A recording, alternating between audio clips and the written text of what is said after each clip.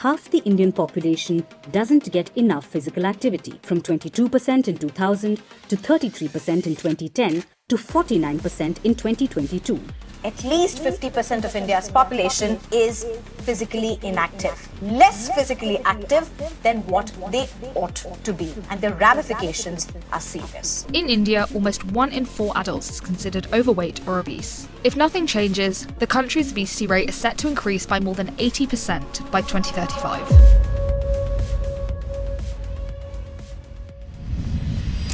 India में 35 साल का मर्द 55 साल का दिखता है और वो सोचता है ये एज है, नहीं है, ये नेग्लेक्ट है। मैं 35 साल का हूँ, फुल टाइम गवर्नमेंट ऑफिसर, रोज 90 मिनट्स जिम। मेरे कलीग्स जो मुझसे छोटे हैं उनसे मैं फिजिकली बेटर हूँ। आज मैं आपको एक्सप्लेन करूंगा ये क्यों होता है, डाटा के साथ, साइंस के साथ, और वो चीज भी जो कोई नहीं बोलता। एक टिपिकल इंडियन मैन की लाइफ देखते हैं। 22 साल का, कॉलेज में होगा, एक्टिव, एनर्जेटिक, कुछ ना कुछ होता रहता होगा उसके लाइफ में। अब 24 साल में उसको पहले जॉब मिलेगी, कॉम्पिटिटिव एग्जाम का प्रिपरेशन कर रहा होगा, इन दोनों में से कोई तो एक होगा। शेड्यूल टाइट हो जाता है, फिजिकल एक्टिविटी पहली चीज होती है जो कट हो जाती है। अब 26 से 27 साल के एज में जॉब स्टेबल होती है, शादी होती है, रेस्पॉन्सिबिलिटी बढ़ती है। अब जिम का टाइम नहीं है आपके पास। अब 30 साल के एज में आपका बेली दिखना स्टार्ट हो जाता है, एनर्जी गिर जाती है, नींद पूरी नहीं होती, लोग बोलते हैं एज हो रही है। अब 35 साल में डॉक्टर के पास जाते हो, cholesterol, blood pressure, sugar, BP सब बॉर्डर या उसके ऊपर। अब ये एक्सीडेंट नहीं है, ये एक प्रेडिक्टेबल, प्रिवेंटेबल पैटर्न है। ICMR स्टडी 2023 में देखा गया था कि 56% of Indian men between 25 to 40 are physically inactive. हु इंडिया का जो रिपोर्ट है, Indian men gain an average of 8 to 12 kg between age 25 to 35। AIIMS का research, metabolic syndrome onset in Indian man is 10 years earlier than global average. 10 साल पहले global average से। मतलब जो प्रॉब्लम वेस्टर्न देश में 40 पे आती है वो इंडिया में 30 पे आ जाती है। क्यों? 3 बड़े रीजंस हैं और तीनों साइंटिफिक हैं।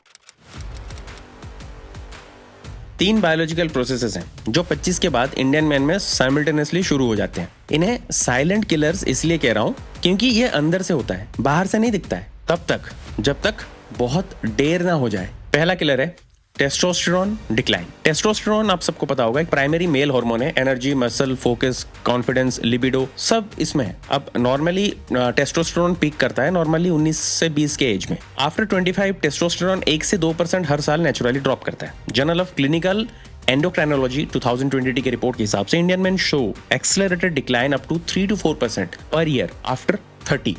3 से 4% पर ईयर। 10 साल में 30 से 40% ड्रॉप हो जाएगा आपका। इसका मतलब क्या होता है प्रैक्टिकली? फटीग, मोटिवेशन नहीं, बेली फैट बढ़ना, मसल लॉस होना despite eating same food, brain fog होना, इरिटेशन स्टार्ट होना। और इंडियन मैन इसे एज का हिस्सा समझते हैं। ये एज का हिस्सा नहीं है, ये मैनेजेबल है, आप इसको मैनेज कर सकते हो। अब दूसरा किलर जो बोलते हैं क्रॉनिक कॉर्टिसोल एलिवेशन।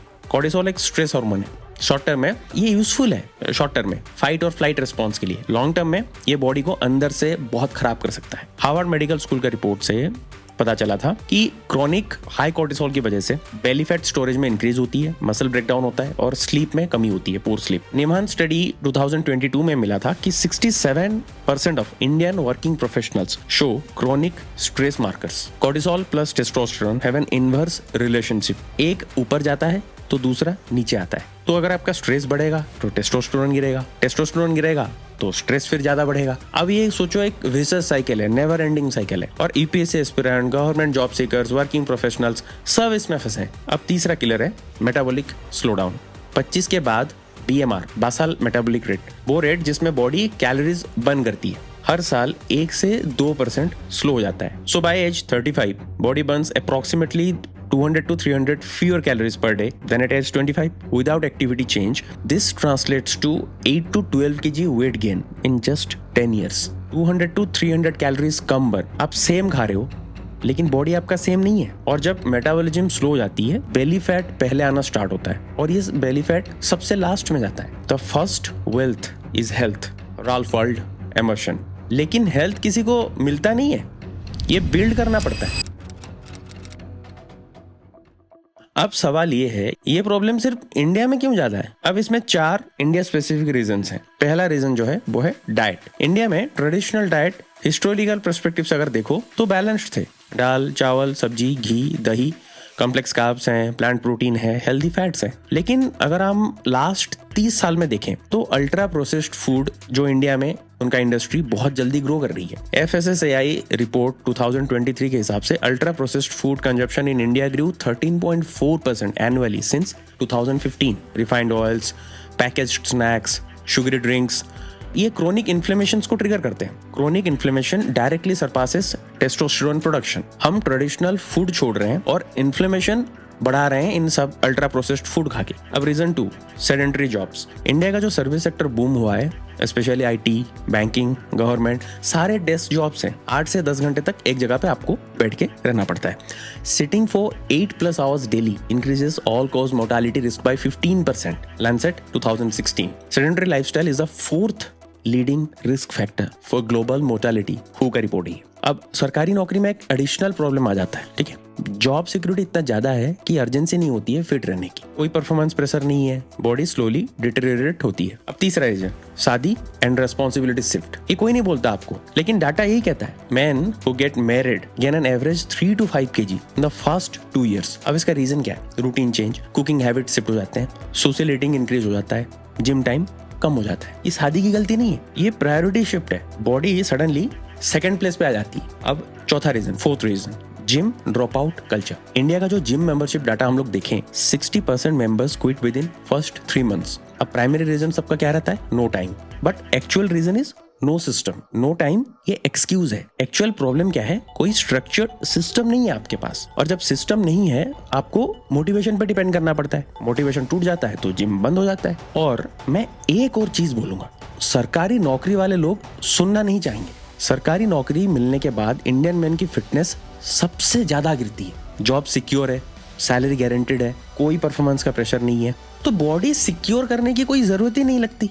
और ये सबसे डेंजरस थिंकिंग है, क्योंकि जब 60 साल में आप रिटायर हो जाते हो, बॉडी 60 साल तक साथ रहनी चाहिए आपके साथ, रिटायरमेंट के बाद भी चलनी चाहिए बॉडी आपके साथ। और सरकारी नौकरी वाले इन तीनों किलर्स के लिए सबसे ज्यादा वल्नरेबल है। सेडेंटरी जॉब, जॉब सिक्योरिटी का फॉल्स कंफर्ट, जीरो अर्जेंसी, ये 3 चीज।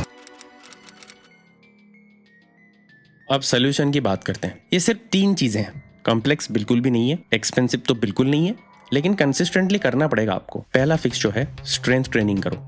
सिर्फ कार्डियो नहीं, स्ट्रेंथ ट्रेनिंग स्पेसिफिकली बोल रहा हूँ। ये सबसे इंपॉर्टेंट फिक्स है। इंडिया में लोगों को पता है जिम जाना मतलब कार्डियो करना, उनको पता है कार्डियो करेंगे तो वेट लॉस होगा, मॉर्निंग वॉक, साइकिलिंग, रनिंग, ये सब। ये रॉन्ग है। Resistance training increases testosterone by 15 to 20%, journal of strength and conditioning research. Cardio has minimal effect on testosterone and excessive cardio can actually lower testosterone. Compound lift जैसे squat, deadlift, bench press produces the highest hormonal response. हफ्ते में बस आपको 3 से 4 बार 45 से 60 minute, यही formula है। Cardio छोड़ना नहीं है, मैं मना नहीं कर रहा कार्डियो करने के लिए, लेकिन कार्डियो प्राइमरी होना नहीं चाहिए। Strength primary, cardio secondary. अब second option, second fix, sleep को नॉन नेगोशिएबल रखो। 90% टेस्टोस्टेरोन रात को नींद में प्रोड्यूस होता है। यूनिवर्सिटी ऑफ चिकागो की जो एक स्टडी में ये मिला था कि main sleeping 5 hours versus 8 hours showed 15% lower testosterone after just 1 week।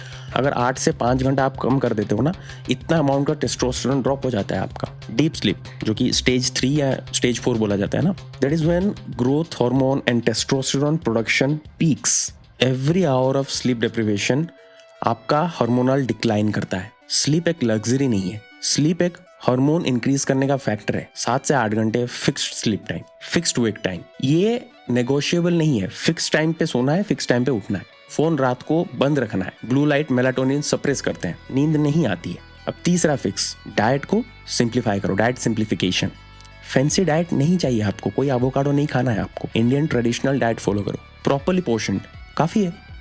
अब प्रोटीन रिक्वायरमेंट आप मान के चलो एज एन एवरेज 0.8 to 1 ग्राम पर KG of body weight per day. तो 70 kg का एक मैन जो है उसको 56 to 70 ग्राम प्रोटीन एटलीस्ट चाहिए। दाल, पनीर, अंडा, कर्ड इजीली अचीवेबल है without any kind of supplement. और खाने से 3 चीजें रिमूव करें। पहला तो है रिफाइंड ऑयल, रिप्लेस विद घी या फिर मस्टर्ड ऑयल, अच्छे क्वालिटी का mustard oil. Inflammation definitely come होगा। दूसरा, कोई भी पैकेज्ड स्नैक्स नहीं, मैदा बेस्ड नहीं, रिफाइंड शुगर बेस्ड नहीं, ये आपके क्रोनिक इन्फ्लेमेशन को कम करेगा। तीसरा, लेट नाइट ईटिंग बिल्कुल नहीं, कॉर्टिसोल डिस्टर्ब होता है, स्लीप क्वालिटी खराब होती है। बाकी सब अगर आप दाल, चावल, रोटी, सब्जी सब खा रहे हो, सब सही है, पोर्शन कंट्रोल करो और ट्रेडिशनल फूड पे वापस आओ। Take care of your body, actually it's the only place you have to live. Jim Rohn. 2013 में मुझे पता चला कि कुछ गलत हो रहा है। बेली बढ़ रहा था थोड़ा बहुत, एनर्जी कम हो रहा था। मैं 22-23 साल का होगा उस टाइम पे मैं, और मैं 35 साल जैसा फील कर रहा था। तब मैंने घर में बेसिक वर्कआउट स्टार्ट किया था, क्रंचेस, पुशअप्स, पुलअप्स, थोड़ा बेटर लगा। फिर 2016 में LNT छोड़ा, यूपीएससी प्रिपरेशन स्टार्ट किया, प्रॉपर जिम स्टार्ट किया उसके साथ 5 दिन, ज़्यादा नहीं, 45 to 60 मिनट्स पर डे। लेकिन एक बार IAS मेंस जब मैंने क्लियर किया, मैंने जिम बंद कर दिया। सोचा ये टाइम पढ़ूंगा, क्यों जिम में वेस्ट करूंगा। 3 महीने बाद वो सब हुआ जो एक्चुअली डाटा सब बोलता है। एंग्जाइटी हुआ, ब्रेन फॉग हुआ, कंसंट्रेशन डिक्रीज हुआ, और डेफिनेटली रिजल्ट तो नहीं आया। तब समझा जिम मेरा टाइम वेस्ट नहीं कर रहा था, जिम मेरा रिलैक्सेशन सिस्टम था। आज मैं एक्चुअल में 35 साल का हूँ, फुल टाइम गवर्नमेंट ऑफिसर हूँ, डेली एटलीस्ट 90 मिनट्स जिम जाता हूँ। डेली नहीं, like 5 to 6 times a week. मेरे कलीग्स जो मेरे से छोटे हैं उनसे मैं काफ़ी बेटर हूँ फिजिकली। अब डेफिनेटली जेनेटिक्स मेरा बहुत ख़राब है, तो ये जेनेटिक्स तो नहीं है, ये एक्चुअल सिस्टम है जो मैंने सालों साल तक फॉलो किया। अब एंड में मैं 3 चीज़ें रिकैप करता हूँ। पहला है स्ट्रेंथ ट्रेनिंग, डेफिनेटली करना है, नॉन नेगोशिएबल। हफ्ते में 3 से 4 बार करो, बहुत है। कंपाउंड लिफ्ट करो, टेस्टोस्टेरोन डेफिनेटली बढ़ेगा। दूसरा स्लीप, 7 से 8 घंटा, नॉन नेगोशिएबल।